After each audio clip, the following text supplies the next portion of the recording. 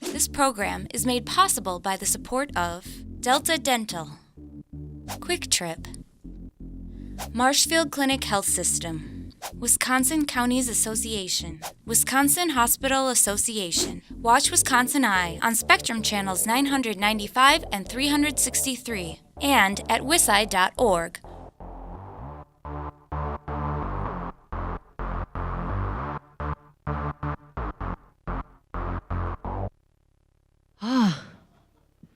A frenzy of activity this morning. Good morning.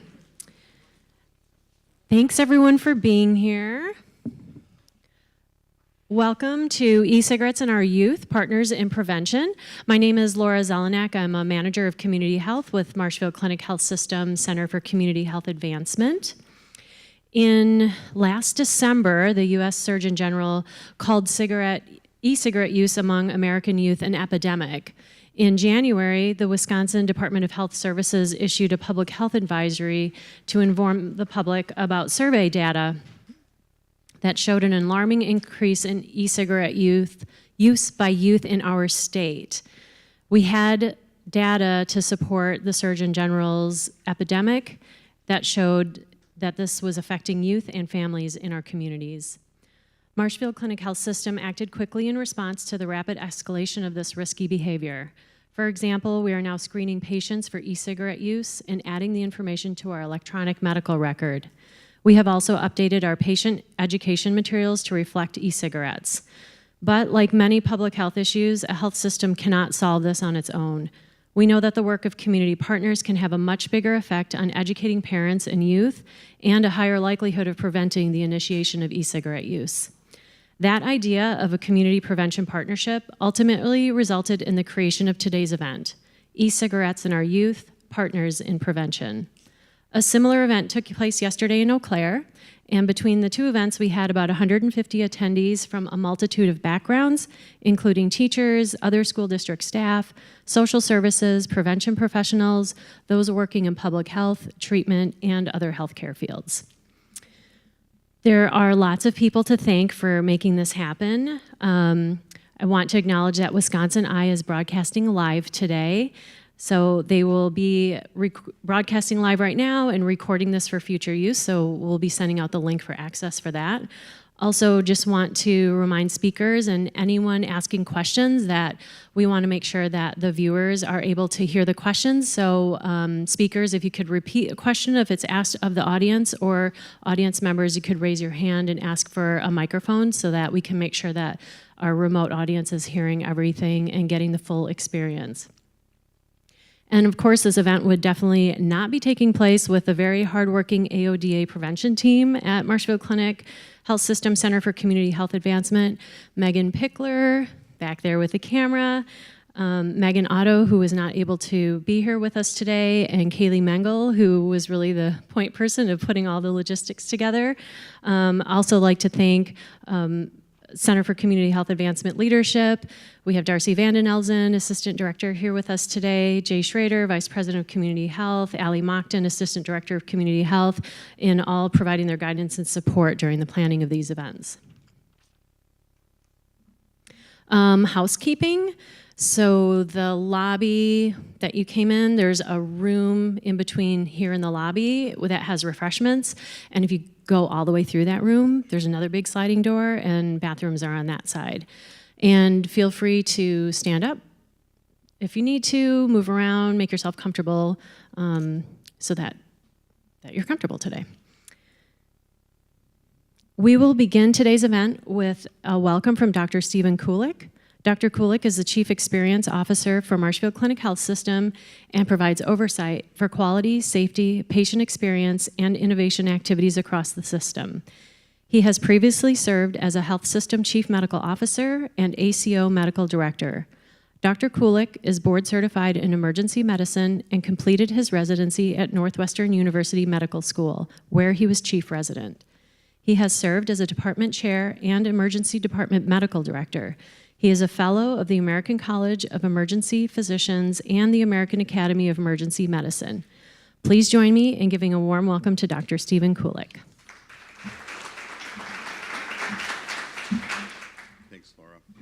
Laura. I'd like to start by just saying good morning and welcoming everybody, and I'd like to thank you for taking the time to be here today. The use of e-cigarettes has been described by the Surgeon General and by health officials in our own state as an epidemic and a crisis, and that's not just hyperbole.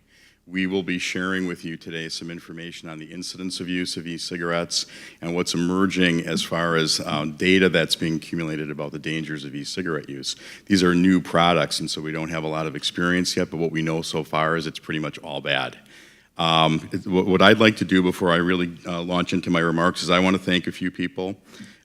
This is going to be a joint effort, and I want to thank our partners from the American Lung Association, the Partnership for Tobacco-Free Wisconsin, the Wisconsin Department of Health Services Tobacco Prevention and Control Program, the Wisconsin Department of Public Instruction, the Eau Claire, Polk, and Marathon County Departments of Public Health for helping us plan today's forum, E-Cigarettes and Our Youth, Partners in Prevention. As Laura mentioned, prior to moving to administration, I was an emergency physician. I practiced for 22 years. I have 2 young adult daughters. They refer to that as back when I was a real doctor. But what I learned is I certainly had firsthand experience seeing all of the interesting things people can do to harm themselves. We know that young people will often take risks, and certainly some of this at-risk behavior involves the use of e-cigarettes and other drugs. I want to share some of the statistics from the Surgeon General's statement that came out last year, and these statistics are actually, I think, very, very alarming.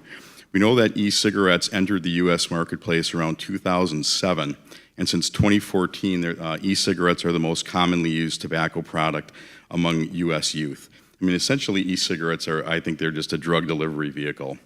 We know that e-cigarette use among U.S. middle and high school students increased 900% between 2011 and 2015. It declined a little bit between 2015 and 2017, but then it ticked up a little bit between 2017 and 2018. In fact, between 2017 and 2018, e-cigarette use increased 78% among high school students. And currently there's about 3.6 million U.S. Young people who use e-cigarettes, and that includes 1 in 5, or 20% of high school students, and 1 in 20 middle school students. As a society, as a country, as public health officials, as educators, and so forth, we did a pretty good job over the past couple of decades reducing tobacco use among young people, and all of those gains have essentially been eliminated ever since e-cigarettes came on the market. And as you're going to hear today, I mean, e-cigarettes, they're electric, they're cool, they're easier to conceal than a pack of cigarettes, and for multiple reasons, they've really taken hold among young people, and it truly is a public health issue. The same thing that we're seeing on the national stage is certainly true in Wisconsin. Again, in January of this year, the state health officer issued a public health advisory to raise public awareness about the alarming statistics on e-cigarette use. And what we've seen nationally is pretty much true in Wisconsin as well. Between 2014 and 2018, there's been a significant uptake in e-cigarette use, and in the state of Wisconsin, we do have about 1 in 5 high school students who are e-cigarette users. So again, since these are new products, they've only been on the market for a little over a decade, we don't have a lot of data, but the Centers for Disease Control and Prevention, or the CDC, is accumulating some data on the health risks that are related to e-cigarette use. First of all, nicotine is a neurotransmitter. It's active in the central nervous system. And we know that the human brain really is not fully developed until you're in your mid-20s. Some would argue in guys it's never fully mature, but in any case, taking a central nervous system active, addictive drug and dumping it into an adolescent's developing brain is certainly a big problem. And there's some evidence emerging that heavy nicotine use can lead to attention deficit problems, learning disorders, and so forth. So this is a drug. I mean, this is not just a harmful stimulant. Some of the vape juice supposedly does not contain nicotine, but Juul, for example, which is the #1 brand of e-cigarettes, every single one of their flavors contains some nicotine. So even if they advertise that it doesn't, it does. And these products are also, I would have to say, are very, very poorly regulated. Again, when new things come on the market, it often takes years to sort of catch up and put regulations into place. I would argue also that companies like Juul are very, very cynical. If there's any legitimate use for e-cigarettes, you can argue that they're a little bit safer than traditional cigarettes for adult smokers that want to quit. But when you look at the flavors that are marketed, bubblegum flavor, Mountain Dew flavor, I find it a little, I don't find it credible that that's directed at adult smokers who want to quit. I don't know many middle-aged guys that smoke 2 packs a day that really want the bubblegum flavored, vape juice. And so I think we can see that these products, I think, are very, very cynically marketed toward kids. And that's why it's really important that we get in front of this problem and encourage kids not to get started. We know that e-cigarettes contain a lot of other substances other than nicotine. One of the things that I've come across in the literature that's really disturbing is that nicotine is truly a gateway drug. It affects your central nervous system. You have sort of this, you get a little bit addicted, you feel bad when your nicotine level drops and you have to use a little bit more nicotine, and it sets up sort of a bad cycle in the brain that predisposes nicotine users to use alcohol and other drugs. So that's also, again, I think a significant health problem for young people. A lot of people believe that e-cigarette vapor is just harmless water vapor, and that's not true. In addition to nicotine, it contains little particles that can lodge in your lung. We know that the flavorings that are used in some of the vape juice actually include chemicals that are linked to lung damage and cancer. There are volatile organic compounds in vapor, including formaldehyde, not exactly what you want to be bringing into your body. Numerous cancer-causing chemicals and heavy metals such as nickel, tin, and lead. And I think we can all agree that these are not the types of substances that we want our young people to have in their lungs, their brains, and their blood vessels. There's an article that is just coming out this month in the Journal of the American College of Cardiology, where they took the types of cells that line blood vessels and in a lab exposed them just to the flavorings in vape juice, and it damaged these cells in the exact same way that leads to cardiovascular disease. And cardiovascular disease is the #1 killer in the United States. And so in a way, this is like a huge social and public health experiment. Because again, the data is not all in, but everything we know so far is very, very bad. So again, that's why it's really important that we are all here working together to get in front of this problem. Again, I don't think it's hyperbole to say that this is truly an epidemic when you look at the number of kids that are now using e-cigarettes. And so as a health system, the Marshfield Clinic Health System has gotten very, very concerned about this, not just as a health issue, but as a community issue. And like all public health issues, health systems can't solve it on our own. We need our partners in public health, law enforcement, education, and certainly I think we really need to begin educating parents. And I know that we have people here today that are going to talk about, as parents, how you can detect what your kids are doing. We really need more and more education in the schools around the dangers of e-cigarette use. And it's really gratifying to see that we have high school students that are getting involved in this to try to help their peers, not get involved in e-cigarettes and other drugs. So again, on behalf of the Marshfield Clinic Health System, I want to thank you again for being here today. I know we're all really, really busy. I was able to sit through much of the conference yesterday. I learned a few things. It's always interesting to have law enforcement because they have kind of the inside scoop on all the interesting things that young people can do. We know that people are ingenious and clever when it comes to substance use, and so, again, there's a lot for all of us to learn. As the Surgeon General said in his report, it's really up to all of us. We play a huge role in getting in front of the e-cigarette epidemic. And again, welcome, thank you, and I hope you have an interesting and engaging day.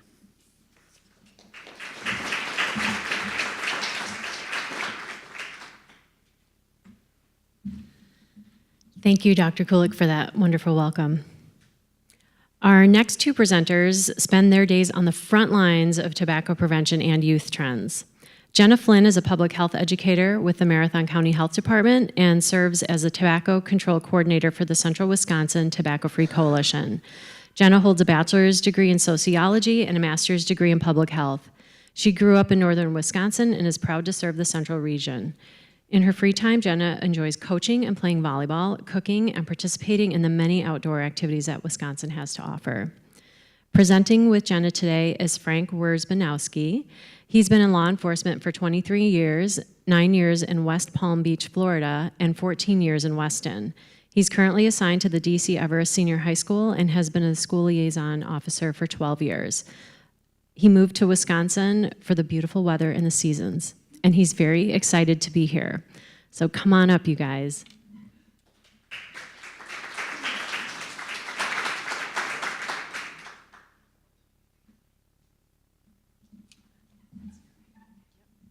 Good morning, everyone. Thanks for having us today.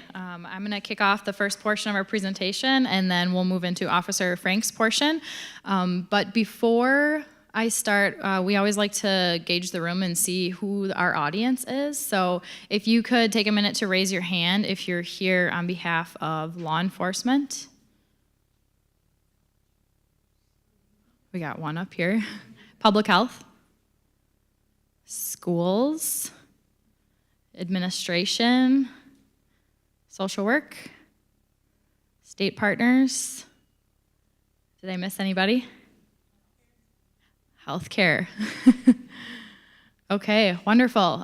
With that, I'm going to go ahead and kick us off. So as Laura mentioned, I coordinate the Central Wisconsin Tobacco-Free Coalition, and throughout the state, there are other coalitions working on this effort to address tobacco-related disparities in order to achieve health equity, and our most timely issue, of course, has been vaping. So with that, I'm going to go ahead and start us off with a video to kind of give you some context of what's been happening from a youth perspective.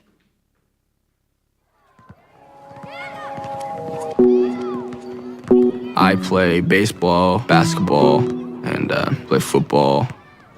Those are the three sports that I play big time. When I first started vaping, I just turned 15 years old, so I've been doing it for about a year now. All my teammates do it. It's just pretty normal for everybody to do it. People that I know that do it, they're like good students, like straight A's. It's a normal thing to do. I was 13 the first time I vaped. People at my high school, they would vape on the bus just because it's like so easy to hide.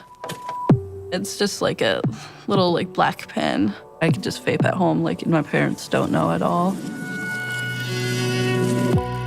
When I'm riding my bike, like far distances, it makes me feel like I'm riding away. And the reason I vape is to basically get away and get my mind just off of things. I was 13 years old when I vaped for the first time. I started buying $5 vaporizers, and from there, I moved on to bigger ones. Most of my friends that vape, they use nicotine. A lot of nicotine, actually. Like, because you can put as much nicotine into it as you want. Like, the concentrates can go way past just cigarettes. There's too many flavors to count. There are endless amounts that you can get. There's cotton candy, bubblegum, peppermint. Some that taste like pancakes, coffee flavor. I heard one was unicorn puke. It sounds like cartoon flavors or something. It makes them seem a little bit more kid-friendly, so people are like okay with doing it. Some of my friends, they're sponsored by vape companies. They just get sent stuff for free because then they like make YouTube videos of all the tricks that they're doing, and they're like, oh, this is the juice I'm using, this is the mod I'm using. A lot of people post them on their Snapchat stories or on Instagram of them vaping. They tend to be more popular. I can look up vape and a whole bunch of videos will come up, and I can see what kind of cool tricks they're doing, learn what the name is, and I can go look it up on YouTube about how to do it. It's the whole culture. It's kind of a big deal for a lot of people that I know. Sometimes I do feel pressured into vaping. With all this social media nowadays, it has a really big effect on what people just think about you. If you don't vape, you're looked at as an outsider, so everybody does it. I think people that you would never expect would definitely be vapors. It's becoming like more and more popular. Vaping is considered cool in my group of friends.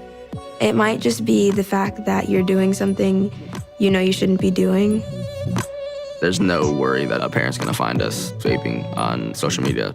We've gotten really good at hiding it from our parents. I know I'm underage, but it's just something that I do. I won't let it affect my future.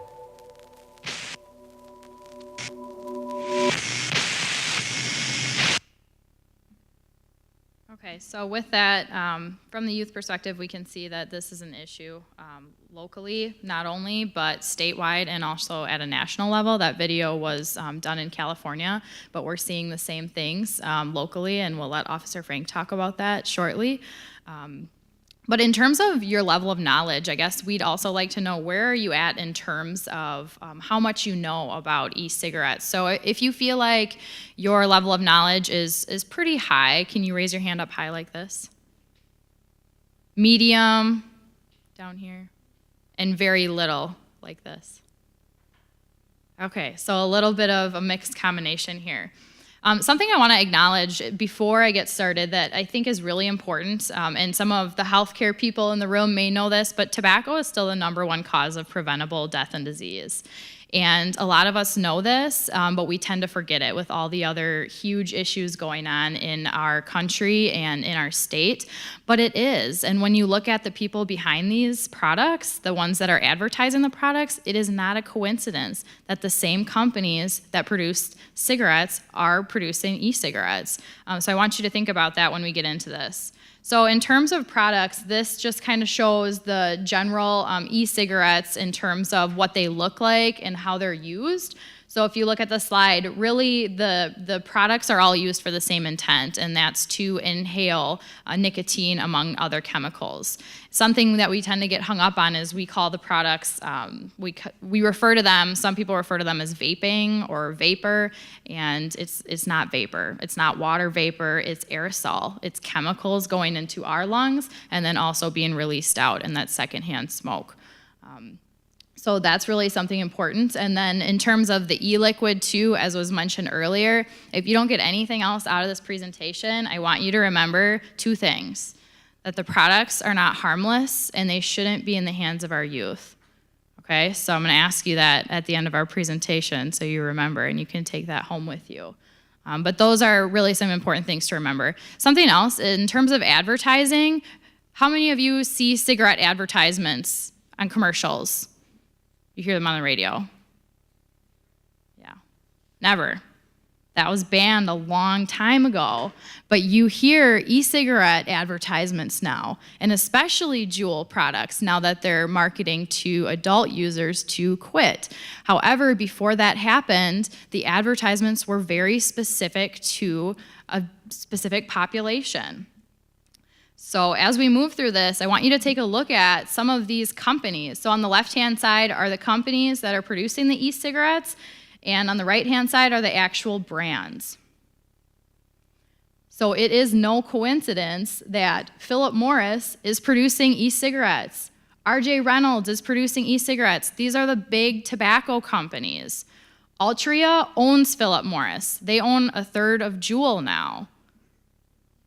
Okay, so when we look at this and we hear that, oh, this is a safe alternative, it really gets me fired up. I don't know about you guys, but it's the fact that they're taking advantage and using these products and marketing in a way that people don't even know where the products are coming from. And when you look at this chart, it's very obvious.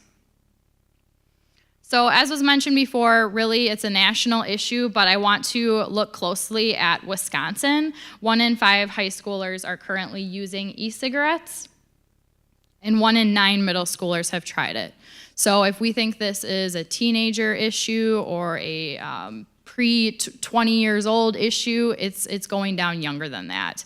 How many of you that work in the school systems feel that that number is higher in your district? You raise your hand. Yeah. Locally, I heard a story earlier this year. So our coalition serves Wood, Portage, and Marathon counties. In Wood County, there was a district that had 7 Juuls confiscated in 2 hours. So that is problematic. And then in another district, there was a middle schooler who had one of the e-cigarettes in his pocket, and it ended up exploding, and he did get 3rd-degree burns. So it's not to be taken lightly. So big surprise, big tobacco is still here. And when we look at these products, I really want you to think about who is behind this marketing and the industry. So in terms of advertising, I just want you to look through and see what do you see in terms of similarities with these products and with the advertising. You can just shout them out real loud though if you see something.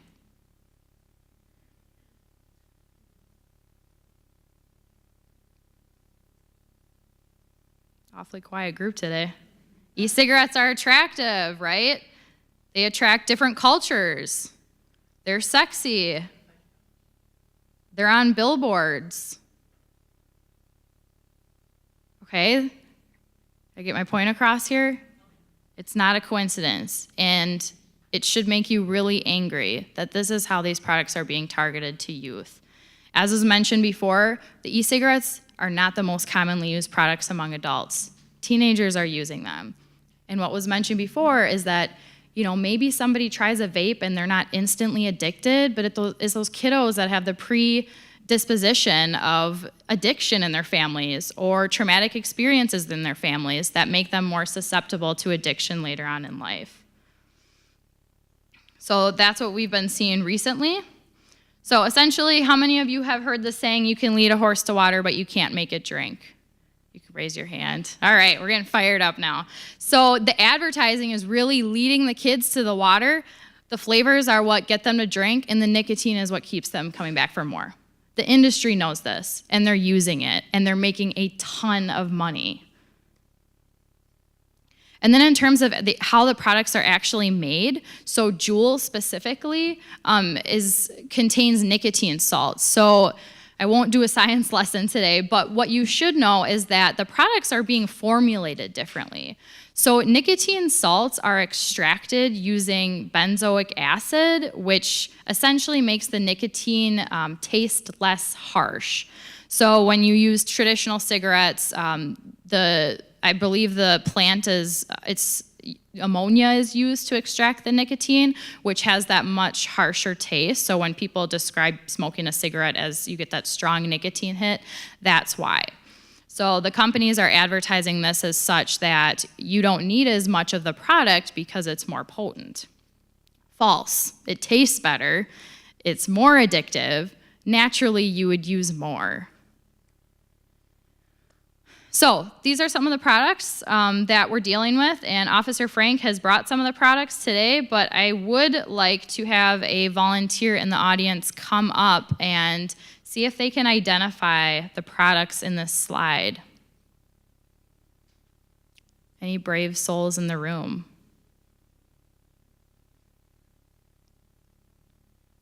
All right, come on up. Let's give her a round of applause.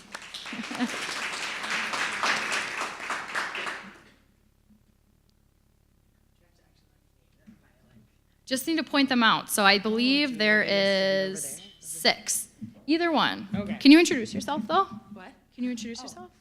Name and title. I'm Jamie Roth. I am a public health nurse for the Langley County Health Department. So we talked that one time. Oh, yeah, we did. All right, so let's count them out for her. 1, 2, 3, 4,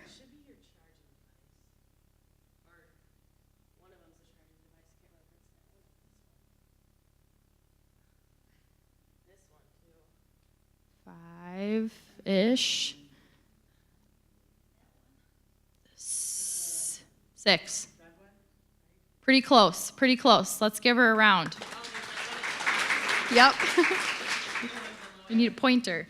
Okay, so we are looking at these products now. So the image that I put in the first slide were like the first generation e-cigarettes, and now these are the newest products that are coming out. So Officer Frank will speak to this more, but as soon as we figure out what the most popular products are, there's something else.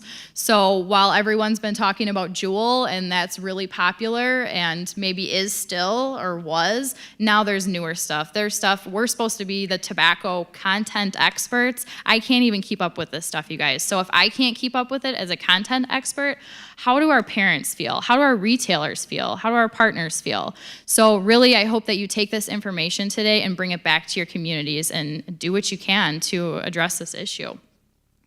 So as Jamie was mentioning, there are chargers that also go with the products. So if you're like me and have a drawer of chargers and plugins at your house, as a parent, you might be wondering, I wonder what those are all connected to or for. So that's really what we're seeing, and I'll let Officer Frank speak to this more, but in terms of really why we should be concerned, we mentioned, what are the 2 things I said you have to remember at the end of this? They're not harmless, and they shouldn't be in the hands of our youth. Okay, there's no reason. And the fact that the companies are using this and honing in on it is really sad and disappointing. And I think most of us in the room have probably experienced a loss with cigarette use or known a family member that has health issues. And so when you see who's behind the products, it really is disheartening. But we can do things to address it in our communities, and I hope that you will. So with that, I will introduce Officer Frank and let him get you all fired up so you can address this in your communities. Check. All right, I'm going to apologize right off the top. I cannot stand behind that mic. I will lose my mind. I know I got ADHD off the charts. I've been told I have to use the mic. I know I'm loud enough without the mic, but I have to because we're going live. So I apologize now to get it out of the way. So if your heads kind of move a little bit, I'm going to keep you alert. So we're going to get going with that. This is my 12th years in high school. I work at the middle school too sometimes, and I'll tell you what, I love what I do. But we do have an epidemic. I agree totally with what's been presented to this point. I do have the props up here. I get to talk with the kids. I hear the kids. I hear what they're going through. If anything, if there's parents in here, you need to be alert. You need to be alarmed, because if you don't think for a second that this can happen to you and your family, you're sadly mistaken. This is non-prejudice. It is for the black, the white, the rich, the poor, the girls, the boys. It is a cross for the athletes. It's non-stereotype is a good way to put it. So some of the products I'll have to go with up here. Does anybody know? I'll go through it slowly. So what we have up here, does anybody know what this is called? This is part of the jewel. This is called a pod. Okay, this is the part where the nicotine and the fluid's in. Very easy to conceal, very easy to hide. What does this look like if this is laying at your house? USB drive. You would never know the difference if you don't come to a seminar like this as a parent, if you're not on, and this made me a better parent. I have a freshman that just moved on to a sophomore year at Eau Claire, and I have a sophomore who's now a junior in high school. So it's made me a better parent. So if anything you want to take out of here is being a parent. This is like a USB drive, very easily to conceal in their sweatshirts and obviously wherever else they want to conceal it. Does anybody know how much this is as far as a pack of cigarettes? What's this equivalent to? 1 pack of cigarettes. This here is 1 pack. Kids are buying this for $4. This is $4. We have kids at the middle school level, at the junior high level, and at the senior high level going through 1 of these a day. I just talked to some students the other day, and they were bragging about that. They hit 2 pods in a day. 2 pods in a day, they were proud of it. I'm like, well, what does it do to you? Well, it gives you that euphoria, that high. I said, well, why don't you quit? Because it tastes good, the flavors. Can you imagine going through a pack of cigarettes as a 15-year-old, 16-year-old? What are we setting them up to do? And correct me if I'm wrong, I think the term is popcorn lung. That's what they're trying to look into right now, which is part of the long-term usages. And correct me if I'm wrong, doctor, but I think there's no way to recover it. They have to take out part of that lung and the long terms of it. That's what I'm learning through all this. Yes, through the flavoring. So now we're dealing with kids. Our middle school, we have kids at 11, 12, and 13 years of age, 6th and 7th grade. That's our level. We have 6th graders that are using these, using them regularly. So if you don't think for a second that our younger generation is not affected by this, it is off the charts. This is the old version of it right here. This is where you see somebody walk, and a lot of adults have this. You'll see the big puffs of smoke out of this. If somebody was to hit the term, if you hear the term in your schools called ripping, if a kid says, hey, did you rip it? That's what they're using as far as hitting these things. It's not, hey, are you hitting the jewel? Ripping is the term that is the common language amongst kids. And that's what's neat. I talk with the kids. Hey, what's going on? What's new? I talked to a couple of them this week. Ripping is if the terminology in the schools. What school do you guys deal with? I know this was a school table. Okay, so this is an epidemic. I mean, just within the last year and a half, this thing is just taken off on us. So this is the old generation, can range anywhere from 100 and up. Kids usually are not going to deal with those. These here is what they're dealing with. This is kind of the newer version. I'll get like some newer versions here in a second. These are about $30, $35. The cartridges are $4, but the main body of it is what they do. There's not a button on this. All they do is they hit it. It's a self-powered thing. You put your lips to it and you hit it, and it just generates it. Somebody in this room could be ripping it or using it right now. Nobody else would know it in this room. It doesn't create a large smoke. It doesn't create a smell. We got kids using this in classrooms while the teacher's talking. The bathrooms are a hot item. We can't control it. I mean, for as much as we're proactive on it, they can walk down the hallway and do it. This is probably the newer one I've got in the last couple weeks. These two here. These are kind of the newer generation, we'll say. I don't know if you guys have dealt with any of these yet, but these are kinds of the ones I've confiscated. And what I love is I take these from the kids, and they're like, hey, do I get it back? I'm like, yeah, right, sure, it's not going to happen. It's part of my training now. Where do you keep them at? Don't worry about it. It's good. I promise. It's mine. So these here, what do you see about these? What stands out with these two here? And you can come up later and look at these. How about the colors? How about the colors on these? Doesn't that stand out to a kid? It's not a pack of cigarettes. It's not something you're hiding in your back pocket. It's not back in the day. Those of you that smoked, I've never smoked. But you don't have that stereotype of being a smoker. I've had a student that's been busted 5 times in a year. First time, and how we deal with it at Everest is the school will give the consequence. I'll give the warning. I'll talk to the parents and say, hey, let's try to get this fixed. It's a problem. It's an addiction. You can't always go punitive on addiction type of things. That's just my philosophy, and I battle with some people on that. This kid got busted 5 times. He was an athlete. He's been into counseling. He's been into everything that you can do as a parent to try to fix it, but the addiction's there. So I talked to him, like, why are you doing it? While stressing my life. Everybody else is doing it. This is not your stereotype person that you think is of poverty or whatever else. This is your AP kids that are taking it because they're stressed out about their classes. This is your athletes. This is, I'm telling you from being on the ground, ladies and gentlemen, if you're a parent, be on your game, because if you think for a second it can't happen to you, I'm going to tell you differently. There's non-stereotype. These here are called, I got to keep up with them. These are the Novels. This is a smaller version of it, and these are the Nords. So it's just a bigger version of it.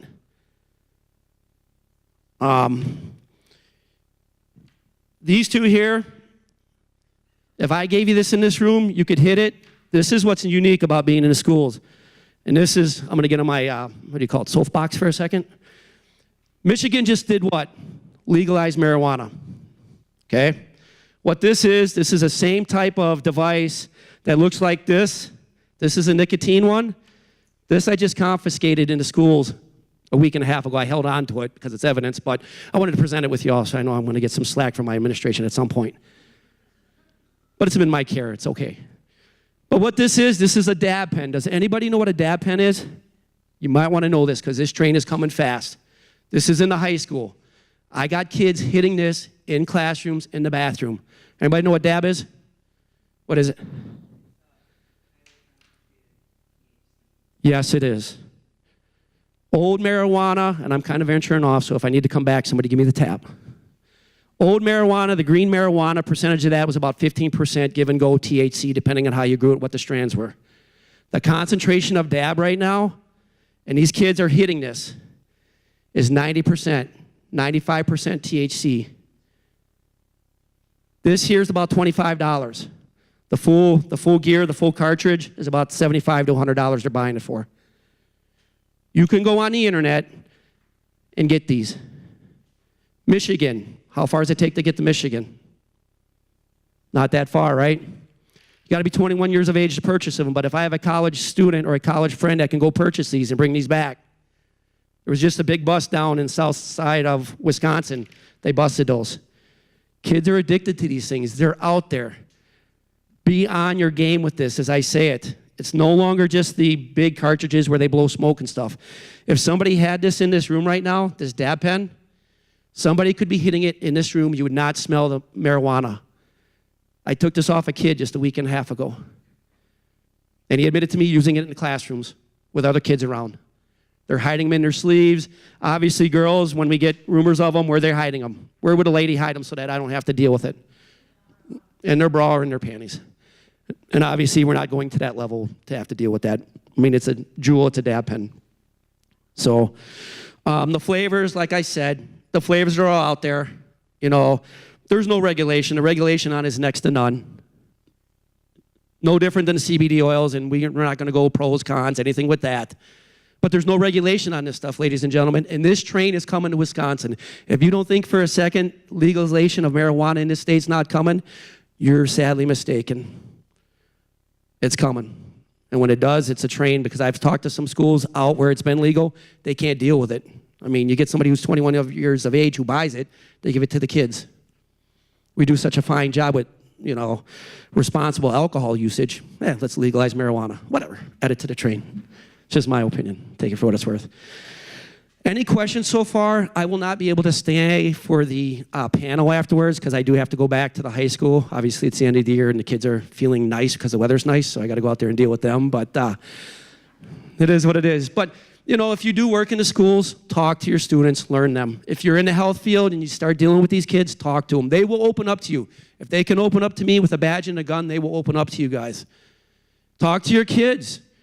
Don't think for a second. I know I have a college student over at Eau Claire. I've talked to her about it. You think it's bad in the high school, in the middle school, in the junior high? It is rampant at the college level because they could do it in the dorms. There's no odor to it. It's not like you would smell it as a cigarette here. And the kids think it's cool. They're like, Officer Frank, it's not a big deal. Doesn't smell, doesn't do anything. And like you said, there's really no long-term studies out there as far as health usage right now. How long did it take for tobacco to be found out? This is coming. And throw it on top with the dab. It's just a train that's coming down. So, back to you. What do you think parents and those working with youth can start in terms of a conversation? Because the kids really aren't the enemy, right? If they're truly addicted, how do we start that conversation? And I truly believe that. And mental illness in this country is off the charts. It has increased since I've been in the schools. Adolescents are dealing with it for whatever reasons. You can add it, whether it's technology, family dynamics, this stuff, that's all tied in. That's my opinion of it. I think mental illness and addiction is all tied in. You got to talk with kids. You got to try to, if we don't fix the problem, the addiction, and it's part of that mental illness, what are we doing for them long term? Nothing. They're going to continue to run into the system. They're going to continue to work through that. And that's even with our adults. I truly believe, and I work with the kids a lot. I cut a lot of breaks to kids. I try to get them. My vision is, 1, to try to make them better for the future, and 2, to get them to their diploma. And I've worked with a lot of kids on that. I truly believe in that. I believe in rehabilitation. I believe in trying to get them the help that they need. So if you're dealing with a kid, like that kid that we had 5 times busted with him, I didn't write him 5 tickets. That's unreasonable. What am I doing to him? I'm making it punitive. I'm not trying to fix the problem. And no different than the kid I got with the THC on him. I still have to do my job, but I can work within the job to hopefully get them mandated for counseling and try to get them off what's there. Doing what I have to do and write 1,000 tickets. That's just my own personal belief. I don't think that's the answer. So as parents, as health people, as people in the community, talk to your kids first off. If you have children, ask them about it. If you have a good relationship, they'll talk to you about it. Say, this is not a bad conversation, but I need to know what you know about it. And maybe they have it in their room. Maybe their door's open. Keeping their door open doesn't mean that they're not doing it. They're not ripping it. I promise you that. If they can do it in the classrooms with a teacher, chances are when you're in the living room watching the football game, they could be in their bedroom. It's there. So talk to them. Talk to them, find out what's going on. They do go through withdrawals, ladies and gentlemen. I've talked with these kids. They get the nausea. They get the headaches. They get everything that you do with the addiction of nicotine. They can't stop, and it's sad. I just got a couple football players within this week. Same thing. It's just you can't profile it anymore. We stay aggressive in our bathrooms. I'm all over the place. And kind of a funny story. The kid I just got 2 days ago, during passing time, I went into the bathroom, and there was 7 of them, 7 boys hanging out in the bathroom. All right, ladies, you might do that once in a while to get your makeup and hair. 7 guys don't hang out in the bathroom. So I went in there. I said, guys, get out of here. I know what's going on. Out. Okay, I'm on it today. Today I got a little extra time. Don't be doing it. An hour and a half later, I caught the same kids. 2 of the same kids in a different bathroom. Searched them, guess what they had on them? Jewels. Said, guys, what did you need? You want me to send up a red flag when I walked in the first time saying, guys, today's not the day. I'm on it today. They weren't mad at me. They got it. It's a good thing. We got along. We can be friends sometimes. So I think that's a good example of what we really want to emulate as a community too, is really helping the kids. It's easier said than done. You know, every action has a reaction and possibly consequence, but really helping the kids be connected to the resources out there and, you know, being able to assist them if they really are addicted and do want to quit their usage. That's what we want to take away today. So there are some resources. Our coalition has a table outside if you are interested in looking at some flyers for specifically free resources geared towards teens. I know we'll talk about other resources later today. But in terms of where your local coalition is, we're going to talk about the Tobacco is Changing campaign later today, and that's really where you can find out who's the coordinator for the counties that you live and serve in, and how can you get involved. Locally, if you are interested in getting involved in our coalition, there is a sign-up sheet outside as well, but we do have a little more time, so I do want to be able to open it up for questions, specifically for Officer Frank or myself. I just remembered something. See, my squirrel brain caught up with itself. So as I was sitting up here thinking, if you do run into Juuls and you run into these type of things, especially being in the health field or in the schools, and I don't know if you know about this, normally in a dab pen, the fluid kind of flows real good. It flows just real smooth, real neat. So if you get a pen off your family or your children or in the schools and you move it back and forth, see how that moves back and forth real smooth? It's very liquidy. I don't know if that's a word, but yeah, we'll go with liquidy, all right? But this one here, this is the dab stuff, okay? You see how it doesn't move? It's very waxy, it's very pasty. So if you confiscate one of these, hopefully never off your children, but if you do or in the schools or something and you take that and you move it and it doesn't move, 99.9% chance is that's marijuana, that's dab. So that's just something to take out of here that I was just sitting up here going through my props and stuff. So if you flip it and it doesn't move, chances are it's that THC in there. And it's a quicker, faster buzz. And you know, there's a lot of things going on with that THC right now that we don't even know about. Yes? I have a microphone. Oh. What do I know about vape detectors? In the schools, and what I know about it is probably next to none at this point. I mean, maybe you know more about it than I do. I've never heard of them yet, and I really don't know how they would operate, because if it's not producing a lot of smoke and a lot of odor, so what do? Come up with you like a metal detector wand and start wanding you if I suspect you of it? I mean, I'll have to do some research on it, to be honest with you. People are putting them in bathrooms, so I know Adams School District and Wausau both have them. Okay. And are they effective? I'm sure the cost of it is. That's kind of what I'm asking. They're about $1,000 each with and it comes to your phone that there's somebody using it in the bathroom, and that's where people are placing them. Okay. I can speak to that, I think. So we've been having questions about that too as local coalitions, and in terms of installation, it sounds like it's been successful. So the detector is actually something that people can install in bathrooms, and then you can detect a change in smell or noise. So it actually is supposed to pick up on bullying, which I'm not totally sure about, because if you're yelling, that doesn't automatically mean it's bullying. But then we have the hypotheticals, okay, how many bathrooms do you have in the schools? Kids are smart, so are they gonna pick up on, oh, these two definitely have vape detectors, so let's go in the locker room in this hallway. So there's always a lot of what ifs. And at the end of the day, I think we need multiple tools. We need a lot of eggs in our basket to be able to resolve this issue. And although that is a tool, it doesn't get at the root cause, which is really the flavors and the access of the products. And also, I'm going to expand on that. And just being in the schools and being proactive as much as I can when I'm not having to do paperwork or stuff, I think the cost compared to what we can do otherwise, I don't think it's effective, because if you get 8 kids in there and it's detected, are you going to search 8 kids reasonably? Do we have enough time for that? Probably not. I mean, it's being real. And I'll tell you what's disappointing is, and I'm sure you guys can speak of it, we have parent meetings. We invite parents to come in for things like this and other things. And how many parents usually show up? Yeah, next to none. I mean, I did a presentation at the middle school about 2 months ago. I had 15 parents show up. I got 900 kids in 2 grades in that school. What does that say? I mean, it was put out there well in advance. So I think education is still a big part of it, because some of you probably didn't know some things before you came in here today. And me as a parent, the only reason why I know what I know is because I'm in the schools. I get to see it on the ground. I'm at that ground level working with them. So, you know, just cost effective, $1,000 to put it in. budgets are tight for everybody. So, I mean, I just think if teachers and we as administrators can get out a little bit more and educate parents and just be proactive, I think we can do something with that. That's just my belief in it. Any other questions? Oh, you guys are an easy group. Just the dab cartridge itself, this is about $25. And it'll last depending on how many times I see it or whatever else. So that's what I've got off the kids. It's about $25. The rig, as they call it, is about $75. So $75 to $100 for the whole thing. So, I mean, but think about the potency of THC you're getting compared to just the old marijuana. And you can hit it right in the classroom, hit it in the, in the hallways, in the gym, wherever you want to do it. So you still can't smell this. If I was to give this to somebody in this room, you wouldn't smell it. It's all small. It's how much you take in. So if it's small enough, it's all self-contained.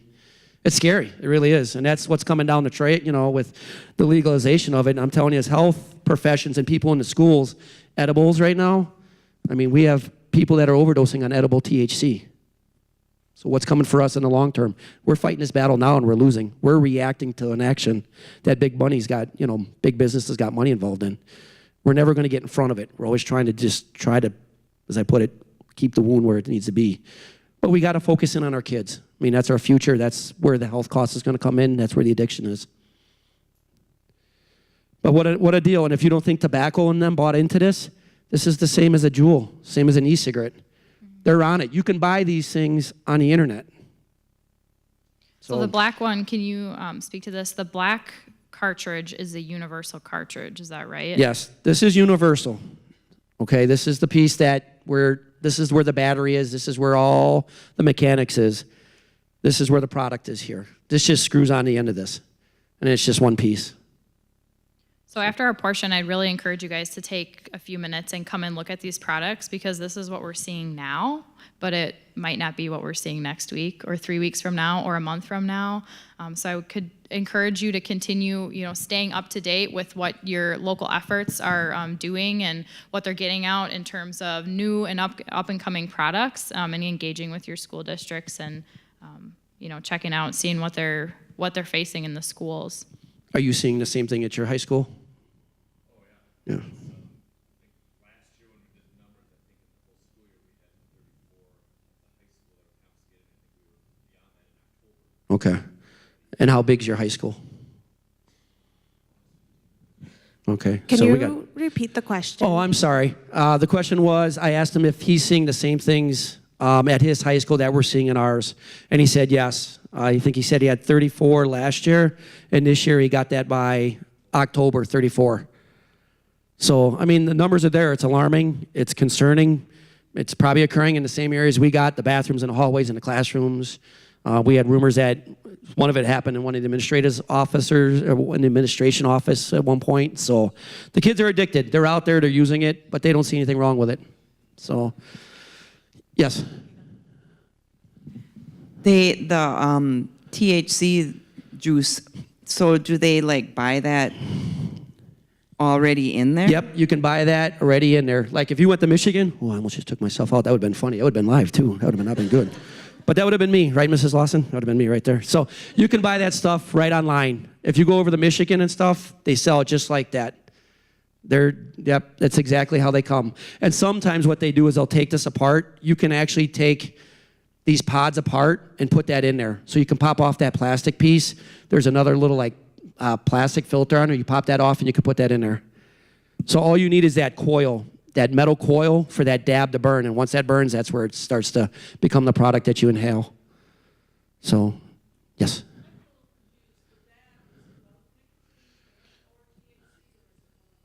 It's her question was, is the dab nicotine and THC, or is it one or the other? The question is, the dab is the marijuana. That is the THC. If you were to Google dab, it's not the dance. Not dabbing anymore. I can dab, but just probably not at the high school level. But the dab is the high potency of THC. That is the liquid. If you see a brown liquid, I just put this out too. It's like a liquid paste. It can come in a little liquidy form, but it's pasty. So what they'll do is they'll stick a dab pen, like a little pin or something on there, and then they'll put it on the coils and they'll smoke it. So good question. Any other questions? Like I said, we'll probably finish in the next couple minutes so you can come up, and if you have any other questions, you want to look at what's up here, by all means. No, you can't sample it and see what it tastes like. I'm sorry, it's not that type of seminar, so no, you can't do that. But with that being said, it's on you. Oh, I think I'll have to go back. What are the two things I want you to take away today? Not harmless, shouldn't be in the hands of our youth. All right, take that back to your communities, and I hope you stick around all day so you can learn a plethora of information and help address this in your communities. So thank you.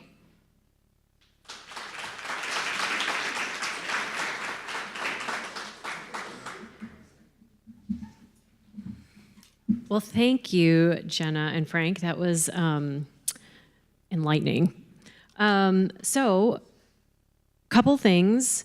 Thank you, Jenna, for reminding me about the tables out front. So we do have some tables out front, and we're due for a break right now. So we're going to take a break until 10:15. It'd be a great time to go check out the tables, and then Frank will be here through the break, and you can see all the different devices and ask questions and get the lowdown on the front lines. So see you at 10:15. Thank you.